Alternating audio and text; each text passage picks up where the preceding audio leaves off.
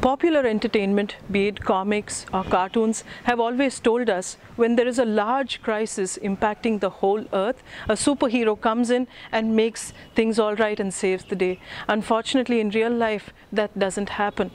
This COVID-19 situation across the globe is a time for us as parents to rise up to being superheroes for our children. This is the opportunity when we can model the mental fitness required for our children and our adolescents to emulate. Now, just about a day ago, a friend of mine spoke to me about her 8-year-old who suddenly asked her to switch off the television because he was upset at the number of people dying. The second story that I have is of a young girl who's finding it difficult to sleep at night. There are children who are getting into constant temper tantrums and power struggles with their parents. The other area that I find a major problem is that children are going into screen addiction like never before, because that's how they're able to dull down the anxiety they're feeling. And more importantly, when many parents are working at home, and I know it's not easy, there are young children driven by anxiety not allowing you to work anymore. When we take all of these conditions, it's important for us to slow down and realize that when young children and even adolescents are overwhelmed by uncertain emotions, especially like anxiety, it can show up as these changes. What can you and I as parents do? First, allow for play, because children learn to regulate their emotions through play, and this is free play. Have a lot of opportunities for movement if it's possible outdoor. If not, at least indoor, let them have a lot of movement, because these are two very, very essential components of emotional regulation. Second, don't join this storm. Whenever children are going through a temper tantrum, going through a meltdown, don't raise your voice, don't make it more difficult for them. Instead, try and stay calm so that they can join you and they will be able to regulate their emotion.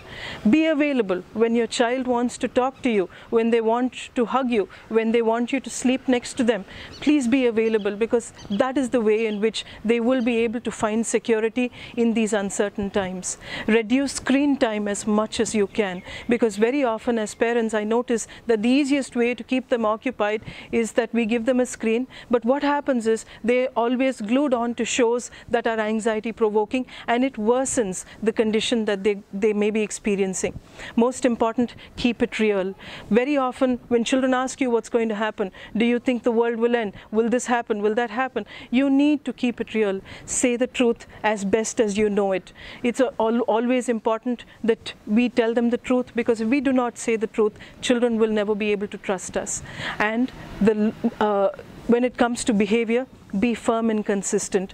Many children find it difficult to regulate behavior. It's important for you to make sure that they have a routine and they have chores that they have to follow. Make sure that they sleep regularly, eat well, and this routine of taking care of the house is something that all of you are participating in. When everybody is doing things together, it usually helps children regulate emotions much, much faster. The most important point that I would stress upon, communicate to connect with your child. Very often at times like this, because we are also extremely stressed out, unable to balance everything, we tend to control them, to correct them, and that is when it falls apart. Take one step at a time, take one task at a time, take one activity at a time, because it's very important for children to realize that to stay calm, it's important to focus on the here and now. And as parents, if we can model this on an everyday basis, it's much, much easier for children to also regulate their behavior.